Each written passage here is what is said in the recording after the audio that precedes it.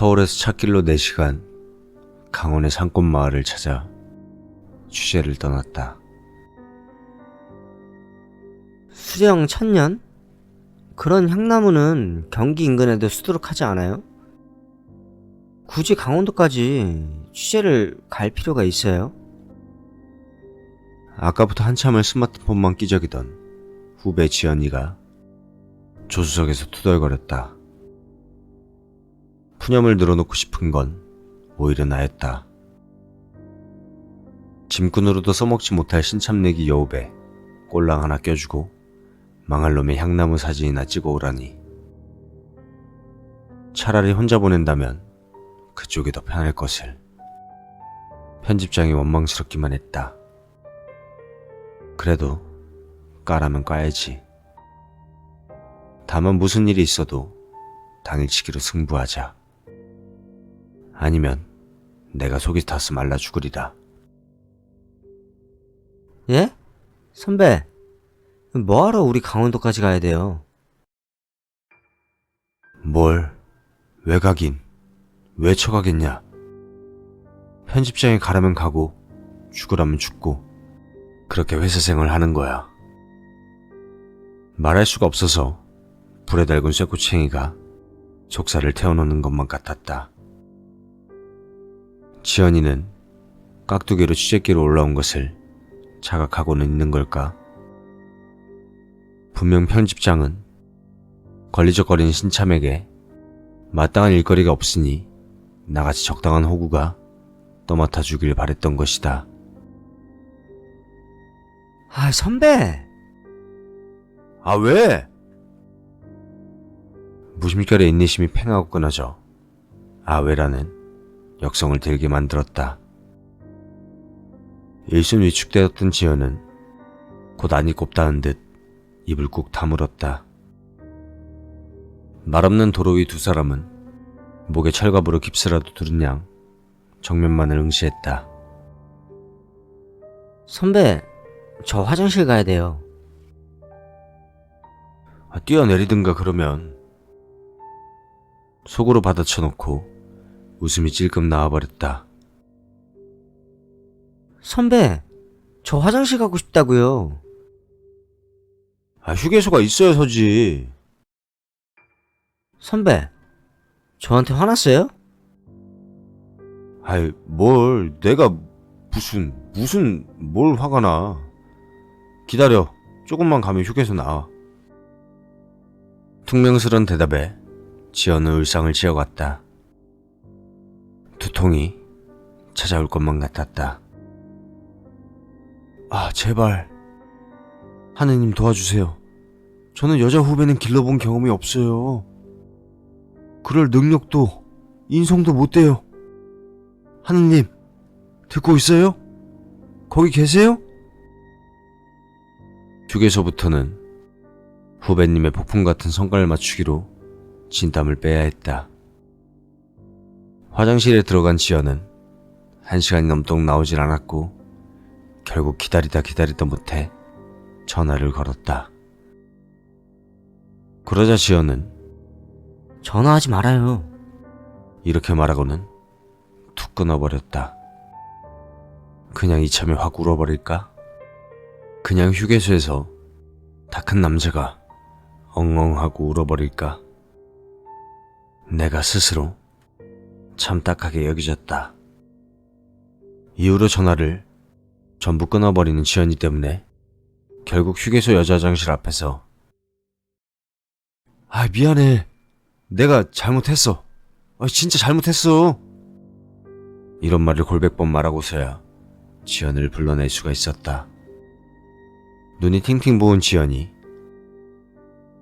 선배, 저 싫어해요? 이렇게 소리를 지른 통에 아까부터 여자 화장실 앞에서 미안해. 잘못했어. 이렇게 소리치던 수상쩍은 놈은 휴게소를 이용 중인 사람들에게 공공의 강아지 새끼로 오해의 논총을 받고 있었다. 여자 울리는 강아지 새끼. 내가 지연이를 손톱이라도 만져봤으면 억울하진 않았을 것이다. 정성과 열의를 다해 얼르고 달래가며 지연의 눈물을 멈췄다. 그러자 지연은 배고파요, 선배. 이렇게 폭풍 경보 해제를 알려왔다.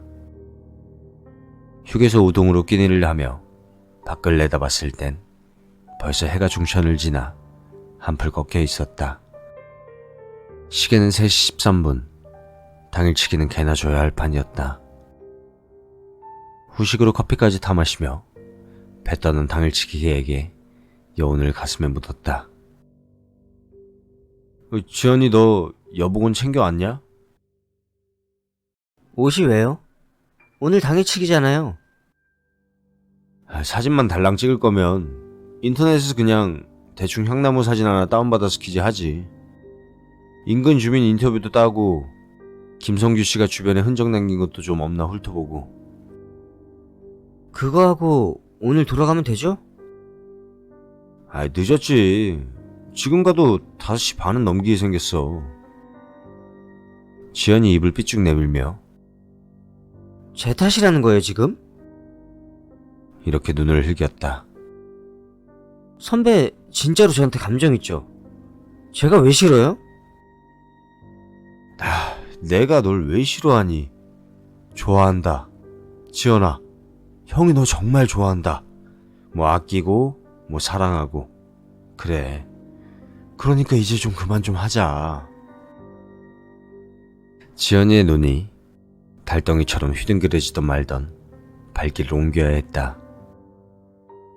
목적지인 청송마을 입석 간판을 지나쳤을 때는 날만 밝았지 시간이 5시를 넘기고 있었다. 차가 진입할수록 사방이 구불진 능선밖엔 없었다. 하늘과 푸른 산밖에 보이질 않는 풍경. 적막감과 평화로움이 공존하는 마을처럼 보였다.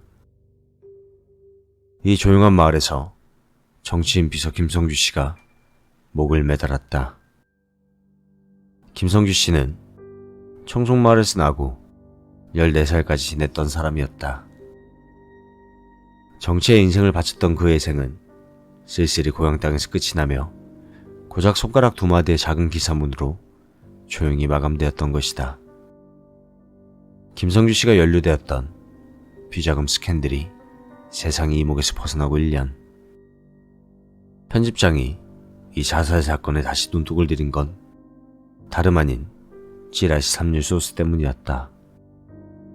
기가 차는 노릇이었다. 선배, 우리 진짜 하루 묵고 가야 돼요? 뭐 그렇지. 오늘 취재하러 돌아다니기 글렀어. 향나무 사진만 찍고 나머진 그냥... 그냥?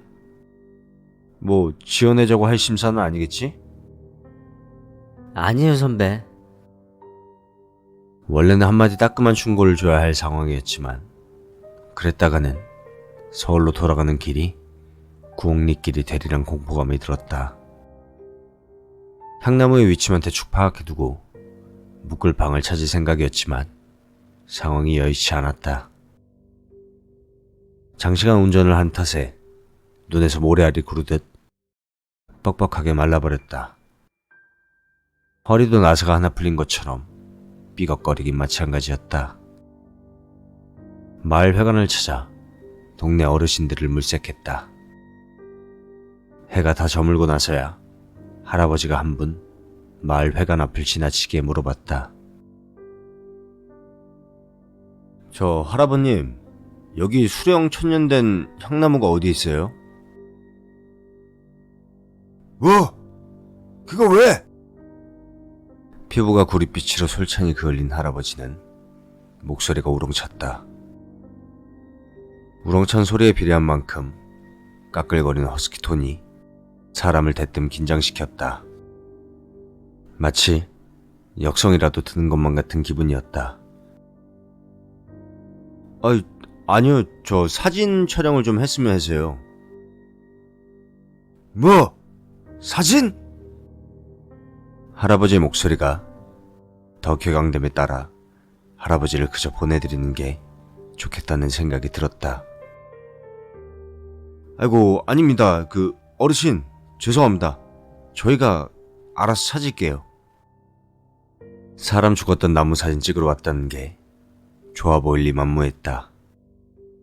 내 머리가 빠르게 회전했다. 여간이고 민박 따위는 없는 마을이었다. 다시 마을 밖으로 나가서 번화가를 찾아야 하나 왔던 길의 풍경을 떠올리는 중이었다. 선배, 우리 잠은 어디서 자요? 지연이도 오랜 찻길에 지쳤는지 목소리가 차량했다. 왜? 잘 곳이 없어? 아직 근처에 계시던 할아버지가 버럭 소리를 쳤다. 그 소리에 지연이가 놀랐는지 어깨를 번쩍 들썩였다. 아니요. 저 나가서 찾아봐야죠. 나가서 찾으려면 한참을 찾아야 할 건데. 괜찮아요. 뭐? 크게 말해야 돼, 크게. 잘 안 들려. 괜찮아요. 잘 데 없으면 회관에서 하루 자고 가. 내가 이장한테 말해줄 테니까는. 그러면 감사하죠. 근데 그 향나무 사진은 왜 찍게? 자초지종을 짤막하게 설명하자 할아버지는 고개를 끄덕였다. 그냥 들어가. 내가 다 말해놓으면 다 되니까. 응? 이렇게 소리를 치며 할아버지는 자리를 떠났다. 도대체가 화를 내는 건지 친절을 베푸는 건지 큰 목청에 헷갈리는 사람이었다. 내일은 아침부터 빠르게 돌아서 취재를 마쳐야지. 이런 생각을 하면서도 아까부터 투덜거리며 궁시렁거리는 지연을 보자 한숨이 절로 나왔다. 제발 하루 안에 마쳤으면 그렇게 빌며 눈을 감았다. 선배, 한 방에 잔다고 이상한 짓 할 생각 말아요. 지연이 헛소리에 대답 없이 잠을 청했다. 꿀잠이 밀려오고 있었다. 다음날 아침 물어물어 떠나려던 길에는 인적이 단 하나도 없었다.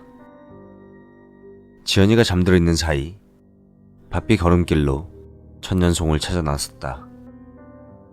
논뚝길을 지나 20분쯤 향나무를 담치고 있는 돌멩이 담장을 발견하곤 다시 마을 회관으로 돌아왔다. 한참을 두리번거렸으나 돌아오는 길에도 인적은 하나 없었다. 김성규 씨의 생전의 주변인 인터뷰를 따야 하는 상황에 앞길이 막막하기만 했다.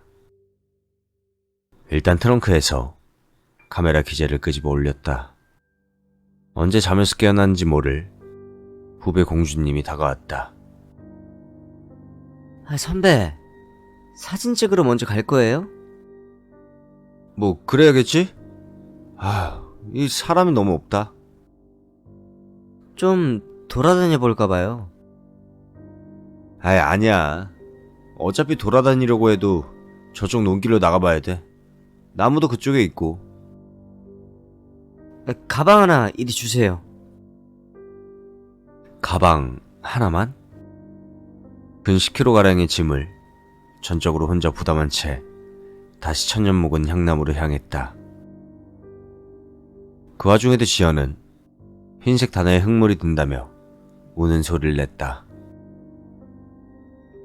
야, 그러면 먼저 회관에 가서 기다릴래? 아니면 사람이라도 좀 찾아보면 좋고.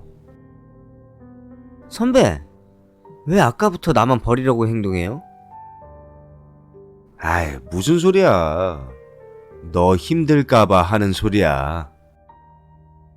힘 하나도 안 되니까 얼른 앞장이나 서세요. 대체 왜 내가 지연이의 하수인이 된 듯한 기분일까? 5분도 지나지 않아 뻐근해진 어깨가 한스러웠다.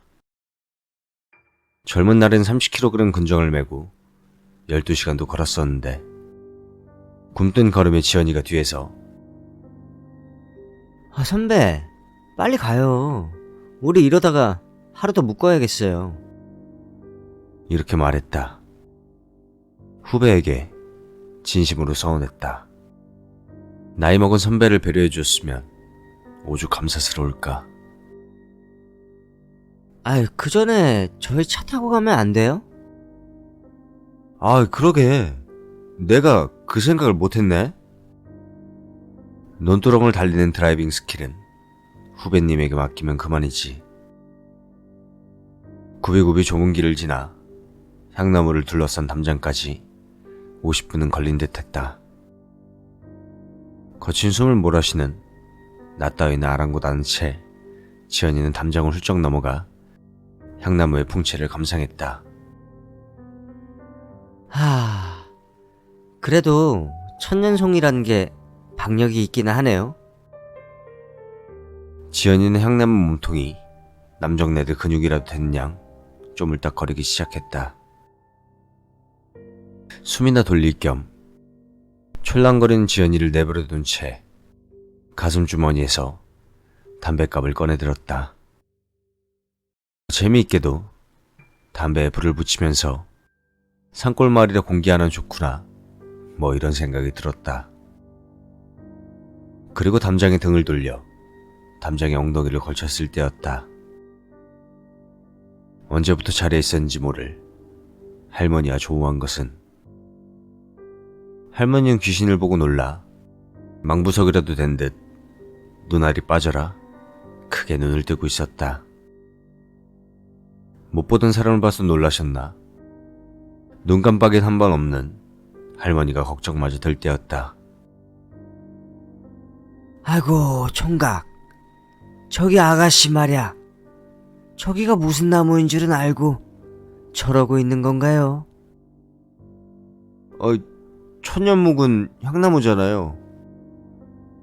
할머니 얼굴엔 암울한 그림자가 주름살에 붙어 자욱이 배겨가고 있었다. 아이고, 저기에 들어가면 안 되는데. 원래 미신을 쉽게 믿는 어르신들이리라. 생판 남을 걱정하는 마음이 고맙고 죄송스럽게 느껴졌다. 야, 지연아. 네, 선배. 거기 나와 있어. 거기 함부로 들어가는데 아니래. 지연이가 씩씩한 걸음으로 다시 담장을 넘었다. 그나마 지연이라도 기운이 돋는 듯 보여 다행이었다. 지연이는 얌전히 내 옆에다가 다소곳하게 앉았다. 새근새근하고 숨소리를 내는 게 향나무 가서 조금 까불고 왔습니다, 선배. 이렇게 보고하는 것만 같았다. 내 친김에 할머니에게 김성규 씨에 대해 인터뷰를 따볼까? 가슴 주머니에서 녹음기를 꺼내들었다. 할머니는 두리번 땅의 잡풀들을 눈으로 골라내고 있었다. 저 할머니, 혹시 김성규 씨라고 기억하세요? 할머니는 전혀 다른 대답을 하셨다. 저 나무는 옛날에 어르신들께서 부르기를 인과목이라고 부르셨었어요. 예? 인과목? 그런 나무는 들어본 적도 없었다. 나무에 관한 지식이 얕다고 해도 인과목이란 나무 이름에는 의구심이 들 듯 싶었다. 어르신은 담장 너머로 고개를 돌렸다. 곱게 뻗은 나뭇가지로 시선이 아른거리던 어르신이 곧 입을 열었다. 사람 과일이 열매를 맺는다고 인과. 그래서 인과목이라고 부르셨었지요. 향나무에서 열매가 맺어진다고요? 시르숨이 나왔다. 사람 열매? 향나무에 무슨 열매가 피어서 사람을 빗대어 열매라 칭했을까? 향나무의 열매를 들어본 일이 없어서 기억을 더듬었다. 물론 먹어봤다는 사람도 한 번도 들어본 적 없었다. 저 향나무에서는 열매가 맺어져요. 총각. 사람 열매. 열매 모양이 사람 같은 모양인가요? 인삼 같은 모양을 말씀하시나요? 할머니? 아니. 사람이 목을 걸고 있는 날이 많아서 사람 열매라고들 그랬지. 지연이가 소름이 끼쳤는지 내 팔 소매를 덥석 잡아왔다. 처녀, 딱하게 됐수다. 내가 미리 왔었었음 알려주고 갔을 텐데. 할머니의 낮은 음성이 지연이를 더 겁먹게 만들고 있었다. 지연이는 몸을 바싹 붙여오며 팔짱을 끼어들었다. 저 담장을 넘어간 사람 치고 저 나무에 목을 걸지 않았던 사람은 단 한 사람도 없었지.